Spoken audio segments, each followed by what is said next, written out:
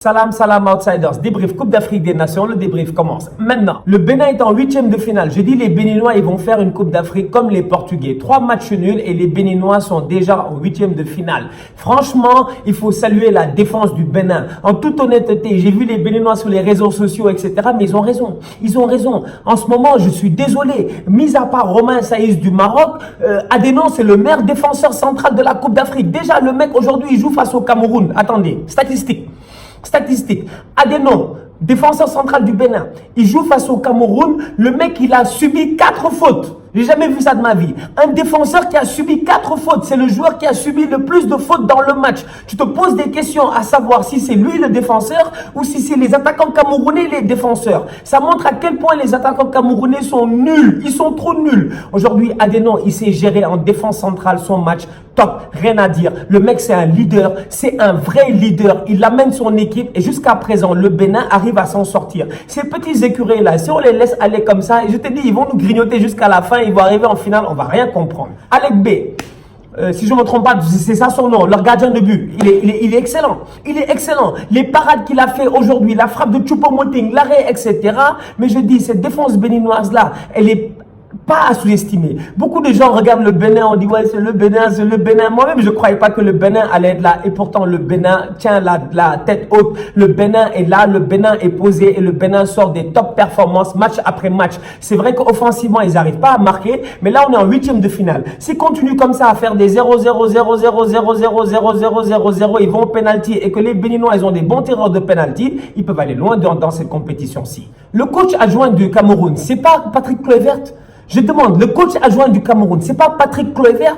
Mais en fait, je comprends pas. J'ai dit Kluivert, grand attaquant comme il était, il doit être sur le banc, il doit être traumatisé, le mec. Il doit pas comprendre ce qui se passe. C'est pas possible que les Camerounais sont aussi nuls offensivement. Les Camerounais, ils jouent des matchs. Il y a de l'intensité, il y a de l'envie. Ils se créent des occasions, mais ils marquent jamais. Ils marquent jamais. Je veux dire, 2017, ils nous ont tous surpris, on n'était pas prêts. Mais cette année, on sait ce qu'ils valent. En toute honnêteté, ça m'étonnerait réellement que le Cameroun soit capable d'aller jusqu'à la fin de cette compétition avec le football qu'ils sont en train de jouer en ce moment. Parce que franchement, leur football offensif est beaucoup trop pauvre. Clinton Ng, il arrive, les cheveux teintés, le mec il a l'air d'une superstar sur le terrain. Comme j'ai dit la dernière fois, il est incapable de pousser le ballon plus que 3 fois avant que le ballon s'enfuit. Le Ghana l'emporte 2-0 face à la Guinée-Bissau. Victoire logique, victoire facile, rien à dire. Les Ghanéens, ils sont plus forts que les Bissau-Guinéens. Et les Ghanéens, ils ont réussi depuis le début de la compétition à concrétiser à chaque fois qu'ils avaient l'opportunité de concrétiser. Jordan Ayew, franchement, le mec, quand je pense à Jordan Ayew, j'ai mal. Je me dis, Jordan Ayew, c'est compliqué. Il était à Marseille, c'était compliqué. Il allait à Aston Villa, c'était compliqué. Alors que Jordan Ayew, on sait que le boy, intrinsèquement parlant, il a du talent. Aujourd'hui, il prend le défenseur bissau-guinéen 1 contre 1, passement de jambe, il passe, il ouvre son pied, il la met en pleine lucarne. Euphorie dans les buts. Il y a eu de très belles frappes des bissau-guinéens, mais le gardien de but, il a été solide. Au milieu de terrain, rien à dire. Wakaso, il s'est géré. Partey, il s'est géré. Du coup, les Ghanéens, là, je les vois aller. Je me dis, les Black Stars, ils sont pas là pour s'amuser. Ils sont là pour gagner la compétition. D'ailleurs, c'est ce que Baba Rahman a dit à la fin du match. Il est venu, on lui a posé une question. On lui a dit, c'est quoi l'objectif du Ghana? Il a dit, nous sommes les Black Stars. À chaque fois, notre objectif, c'est quoi? C'est de soulever la coupe. Le Mali l'emporte 1-0 face à la Guinée-Bissau et sincèrement, je respecte cette équipe du Mali-là. Une équipe très très jeune, une équipe qui a du talent et une équipe qui a beaucoup de courage et une équipe qui joue avec beaucoup d'insouciance. Ces Maliens-là sont très dangereux. Je vous dis, Mali puissance, ils arrivent face aux Mauritaniens, ils mettent 4 buts, on se dit c'est la Mauritanie. Ils arrivent face à la Guinée-Bissau, ils marquent encore, ils gagnent ce match-là, ils finissent premier de ce groupe-ci. Et là, derrière, j'ai envie de dire, le Mali devient un contender. Le Mali devient un contender parce que les Maliens, toutes leurs actions, c'est en dehors de la surface de réparation. Les Maliens ne sont pas dangereux dans la surface de réparation. Ils ne sont dangereux que dans les 25-30 mètres, etc. Aujourd'hui, Aïdara, sa frappe, elle est parfaite. Pleine lucarne. Bravo au Mali. La Mauritanie peut avoir des regrets parce que les Mauritaniens, à la 37e minute du match face à la Tunisie, leur joueur là, il doit tuer le match. Franchement, le boy, il arrive devant les buts. Mec, le gardien de but tue le match. Il n'arrive pas à frapper. Heureusement, pour une fois depuis le début de la compétition, le gardien tunisien s'est géré. Les Tunisiens, je dis bien les Tunisiens, ils sont trop nuls. à l'image de leur coach Alain Giresse. Parce que Alain Giresse, à un moment donné, il faut qu'on en parle. Parce que sincèrement, moi, j'en ai marre. Depuis le début de la compète, je vous dis que moi, Stan Diop, des fois, j'ai envie d'être coach, quoi. Parce que je ne peux pas comprendre qu'on paye des salaires astronomiques à des Alain Giresse, alors que les mecs n'ont jamais rien prouvé dans leur vie, footballistiquement parlant. Mais Alain Giresse, il est nul. Mais franchement, Alain Giresse, il est trop nul. Et j'ose le dire, Alain Giresse, moi-même, je le rencontre dans la rue, je lui dis, mais Alain, je suis désolé. J'ai beaucoup de respect pour ta carrière de joueur de foot, mais franchement, mec, t'as pas le niveau. T'es pas un très bon coach. Alain Giresse, il a coaché au Mali, Walou. Sénégal, Walou. Il arrive en Tunisie, Walou. Il se qualifie avec de la chance parce qu'il est dans un groupe qui est quand même faible,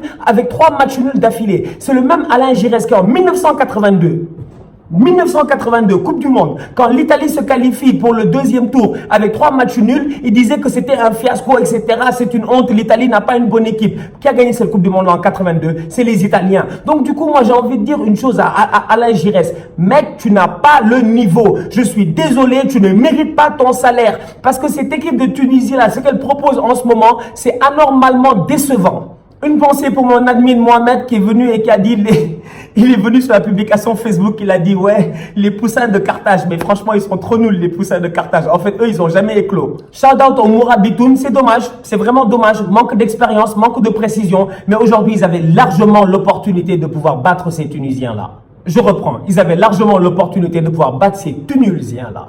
Là maintenant, j'ai anormalement hâte à vendredi parce que les 8e de finale vont nous offrir des chocs de malades, que des gros matchs. Ça va être anormalement intéressant. D'ici là, la famille, on se capte pas demain, pas après-demain. Ah non, demain, parce qu'il y a l'Argentine qui joue le Brésil. En ce moment, il est minuit au Caire. Moi, je vais aller dormir pendant 1 heure de temps, histoire de me réveiller à 2h30 du matin pour voir l'Argentine face au Brésil. Parce que je dis, Messi doit se gérer. Messi fait un effort. Léo fait un effort.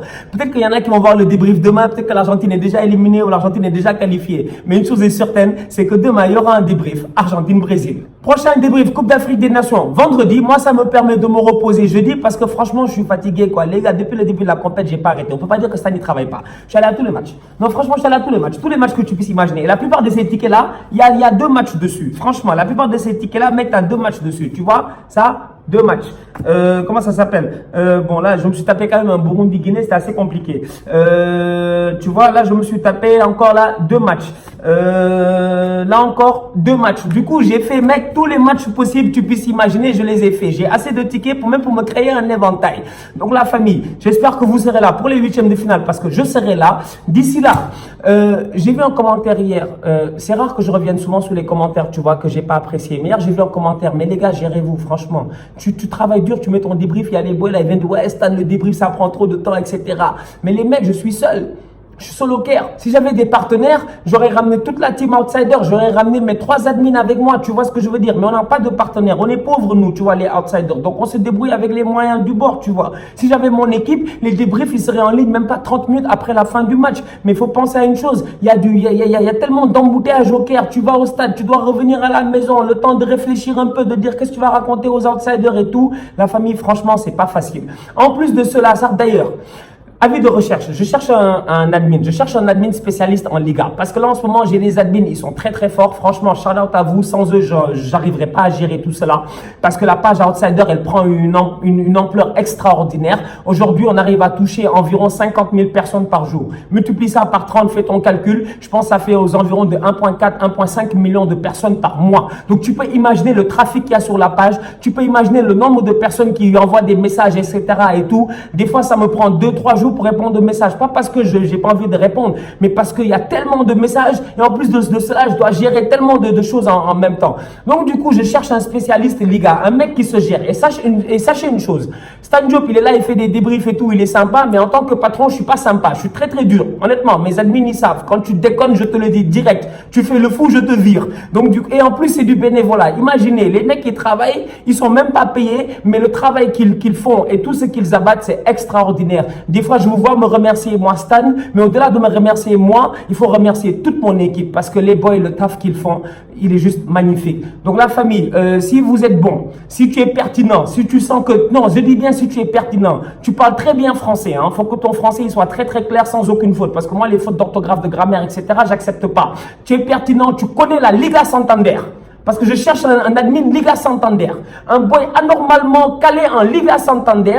Envoie-moi un petit message DM sur mon Twitter. J'ai bien dit sur mon Twitter, s'il vous plaît. Stan Diop, tu m'envoies un DM là-bas, tu me fais ouais Stan, vas-y, je présente ma candidature, j'ai envie d'être admin outsider. Je vais évaluer ça et si je te trouve pertinent, je t'engage dans l'équipe. Et comme j'ai dit, si on perce tous ensemble. D'ici là, la famille, on continue à liker, on continue à partager. J'espère que vous avez apprécié. Tous outsiders.